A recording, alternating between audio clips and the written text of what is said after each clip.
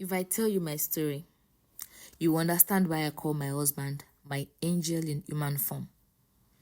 You know how people say when you marry a man, you marry his family too. I thought it was just one of those sayings people throw around. But after I married John, I realized how true and how painful that statement would be. When I got married, I was overjoyed. John was everything I prayed for: gentle, kind, hardworking, God-fearing. He loved me and treated me with respect, like I was the most precious woman in the world. I entered that marriage with hope in my heart and dreams in my eyes. But from the very first day I stepped into his family house, his mother made it clear she did not want me there. At first, I tried to excuse her behavior. Maybe it was just normal tension. Maybe she needed time to adjust to a new woman living in her home. So I smiled through the cold stares. I greeted her politely even when she ignored me, and I tried to win her heart with kindness. One morning, I woke up early to cook breakfast. I prepared yam porridge, carefully adding tomatoes, crayfish, and a little palm oil and pepper. I wanted to impress her. I served it hot and placed a portion on the table with a smile. She took one spoonful, dropped it immediately, and eased. Is this food or punishment? My son is eating this nonsense? I stood there frozen. My hands trembled. John tried to laugh it off, but the sting of her words went deep into my heart.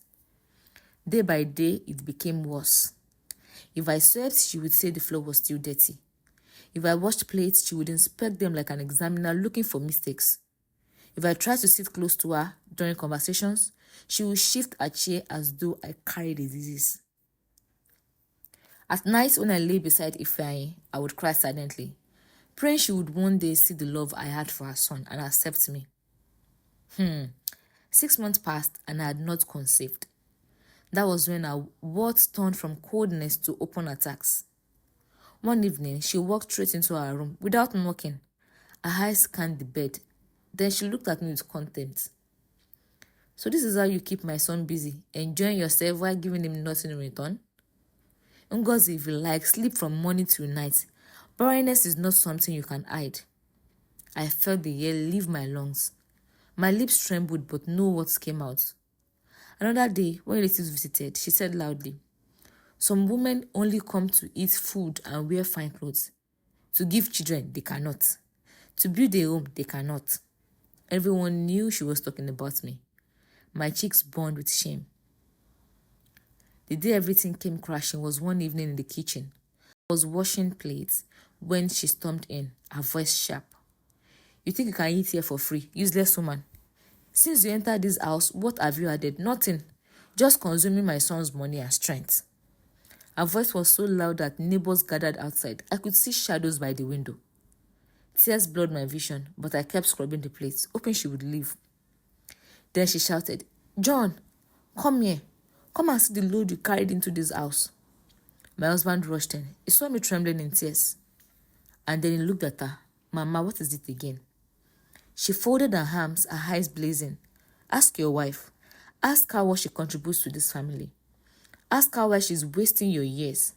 A man of your age, still childless, because of this barren stick you call wife." The words pierced through me like knives.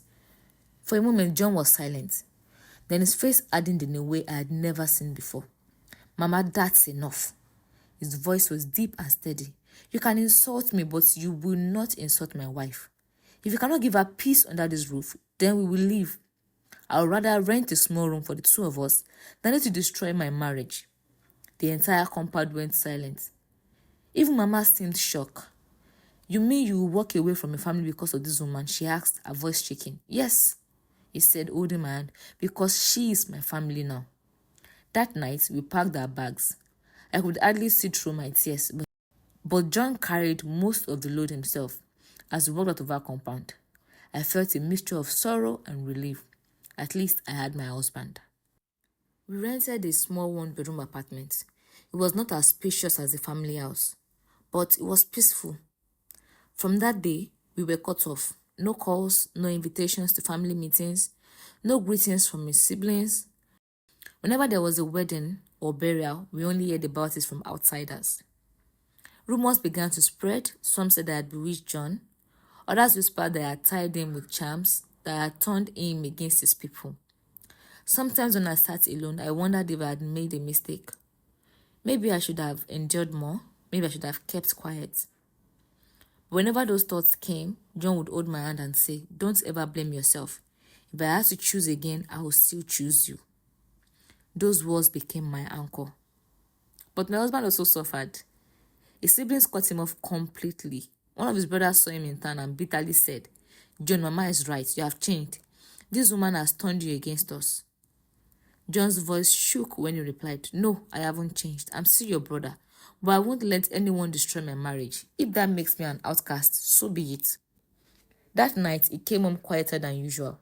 I asked him what was wrong, and for the first time he admitted, "I miss them, Ngozi. They are my blood, but I won't lie. It hurts to be treated like a stranger." I hugged him tightly, whispering, "One day they will see the truth. One day God will vindicate us." And as if that wasn't enough, money was tight, rent, bills, and feeding rested on his shoulders alone. Sometimes I saw him staring at the ceiling late at night, lost in thought.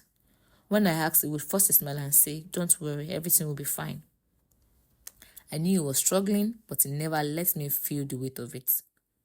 Months turned into years and still no child. We went to hospitals, drank herbs, prayed and fasted. Each month when my period came, I would break down, sobbing into my pillow. The prayer from outsiders was unbearable. Even neighbors asked questions like, "When are we coming to eat rice?" One afternoon, a nosy neighbor cornered John outside. I was inside the house, but I heard every word. "My friend," the man said, lowering his voice, "you are still young. Don't waste your years waiting on a barren woman. Take another wife secretly. No one will blame you. You can keep this one as first wife, but get someone who will give you children." My heart stopped. I froze by the window, my hands shaking. But before I could gather my thoughts, I heard John's firm reply, "Don't ever insult my wife like that. I will never betray her. One wife is enough for me, and I will wait as long as it takes. God will answer us in his time." Tears filled my eyes. That day, I knew beyond doubt that I had married the right man. Then one morning came. I woke up feeling weak and dizzy. I thought it was malaria. I went to the clinic, and the nurse told me to take a pregnancy test. When the results came out, she smiled and handed it to me. Positive. My legs gave way. I knelt right there in the hospital corridor and wept. When I told John, he lifted me in his arms and shouted for joy. For weeks, he would not let me lift a finger. He sank to my belly at night, telling our unborn baby stories. 9 months later, I gave birth to a healthy baby boy. Of course, news spread quickly. Some came to the hospital, standing awkwardly at the door. One of them, his elder sister, pulled me aside and whispered, "Ngozi, forgive us. We didn't know. Mama told us so many things. You said you insulted her, that you called her names, that you're trying to divide this family, and we believed her." Tears filled my eyes, so all this while they hated me based on lies. One after the other, they apologized. They told us Mama had poisoned their minds against me, turning their hearts cold. Now things are better, not perfect, but better. His siblings visit sometimes, they call me our wife, and they play with our son. Mama, however, still struggles with pride. She greets me politely, but avoids long conversation. Sometimes I wonder if I should forgive completely or keep my distance. But one thing is clear, my husband stood by me. He lost privileges and he was excluded from family matters, and he endured their scorn. But he never wavered, he chose me. And when our child came, God vindicated us. So my friend, I ask you, if you were in my shoes, would you forgive his family completely, or would you protect your peace and always keep them at arm's length? I'll be waiting for your reply.